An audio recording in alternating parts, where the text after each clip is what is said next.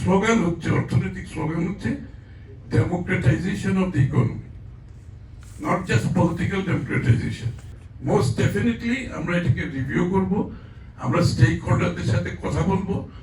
Stake holder বলতে আমি মিন all stake holder, আমি যাদের কথা বললাম সকলের সাথে কথা বলবো। কথা বলার পরিপ্রেক্ষিতে যে নীতিমালা প্রয়োজন হবে, নীতিমালা পরিবর্তন করা হবে। এটা ক্লিয়ারলি আমি মেসেজটা দিচ্ছি। এই কারণে আরো কিছু কিছু এরিয়াতে, যেগুলো তাকে একটু মেনশন করেছে, আরো কিছু কিছু এরিয়াতে যে এই ধরনের নীতিমালাগুলো হয়েছে যেগুলো দেশের স্বার্থের পরিপন্থী এবং ফ্রি মুক্ত বাজার অর্থনীতির পরিপন্থী। আপনি একদিকে মুক্ত বাজারের কথা বলবেন, আবার সরকার নিয়ন্ত্রিত বাজার সৃষ্টি করবেন, পৃষ্ঠপোষকতার মাধ্যমে কিছু লোকজনকে সুযোগ সুবিধা দেবেন, সেটা মুক্ত বাজার অর্থনীতি হতে পারে না। মুক্ত বাজার অর্থনীতির জন্য সকলের জন্য লেভেল প্লেইং ফিল্ড থাকতে হবে, সকলে যাতে সমানভাবে সুযোগ দিতে পারে। এই জন্য বিএনপির স্লোগান হচ্ছে, অর্থনৈতিক স্লোগান হচ্ছে democratisation of the economy, not just political democratisation. Economic democratisation কথা আমাদের নেক্সট স্লোগান এখন। যে ডেমোক্রেটাইজেশন অর্থনৈতিক গণতন্ত্রায়নের, অর্থনীতিকে গণতন্ত্রায়নের মাধ্যমে প্রত্যেকটি নাগরিক, শুধু ব্যবসায়ী না, প্রত্যেকটি নাগরিকের দেশের অর্থনীতি উন্নয়নে সমান সুযোগ দিতে হবে। তারা যাতে পার্টিসিপেট করতে পারে, তারা যাতে সম্পৃক্ত হতে পারে। কারণ এতদিন এই লোকগুলো কিন্তু সেই সুযোগ থেকে বঞ্চিত হয়েছে। আমাদেরকে সেই সুযোগ, বাংলাদেশের অর্থনৈতিক উন্নয়নের সুফলও যাতে সবার কাছে যায়। যেটা আসা উচিত ছিল, এই সেলফোন, এই পণ্যটি বাংলাদেশের মানুষের হাতে আমি কত সহজে তুলে দিতে পারব। এক নম্বর প্রায়োরিটি।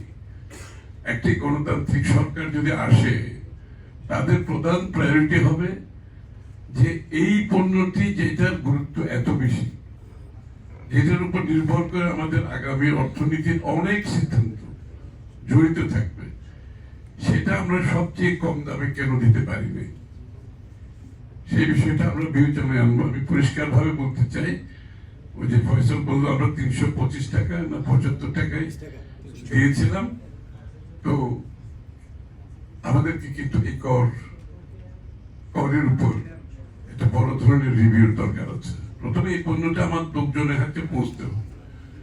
এটা তার এই দেশের যে সরকারের সার্ভিস দিতে গেলেও এখন প্রত্যেকটা মানুষের একটা স্মার্টফোন দরকার।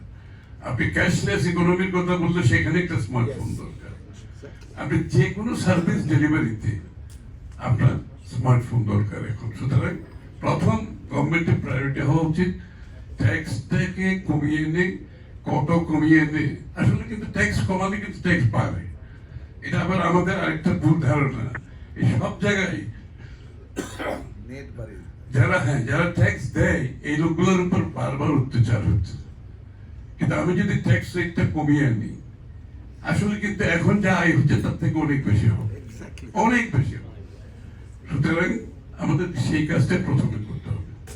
দ্বিতীয় কথা হচ্ছে, এটা আপনি দেশে উৎপাদন করেন অথবা আমদানি করেন, যে কোনো ট্রেড এন্ড ইনভেস্টমেন্টে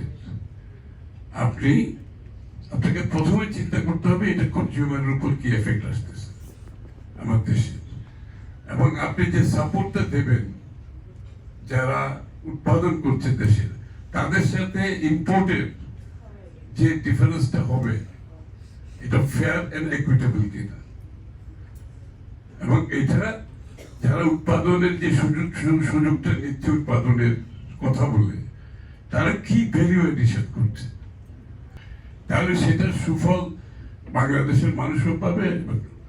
আর এখানে যারা এক্সপোর্ট করবে, আপনি যেটা এক্সপোর্টের কথা বলছেন, যারা এক্সপোর্ট করবে তাদের তো ট্যাক্স দেওয়ারই দরকার নেই, কোনো প্রয়োজন নেই। কিন্তু আমরা বলেছি যদি আগামী দিনে বিএনপি ক্ষমতায় আসে, যেসব সেক্টর এক্সপোর্ট করবে প্রত্যেককে আমরা বন্ডেড ওয়ার হাউসের সুযোগ দেব, প্রত্যেককে আমরা ব্যাক টু ব্যাক এলসির সুযোগ দেব।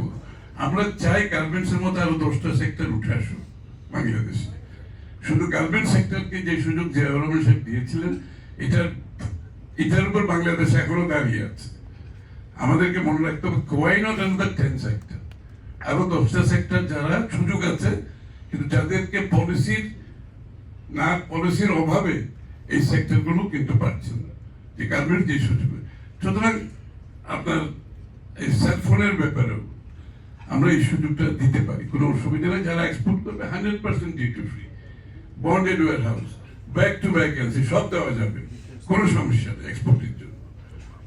সাথে সাথে যে কোনো প্রোডাক্ট আপনি বলবেন আপনাকে ইন্টারন্যাশনাল প্রাইসের সাথে ইন্টিগ্রেশন হতে হবে, otherwise you are not in business. You must. আমাদের গার্মেন্টসের যে ভালো করার আরেকটা পেছনের কারণ হচ্ছে আমাদের কম্পিটিটিভনেসের মধ্যে ইন্টারন্যাশনালি আমরা ইন্টিগ্রেট করতে পারছি, সেটা কোয়ালিটি বলেন, সেটা প্রাইস বলেন, টাইমলি ডেলিভারি বলেন।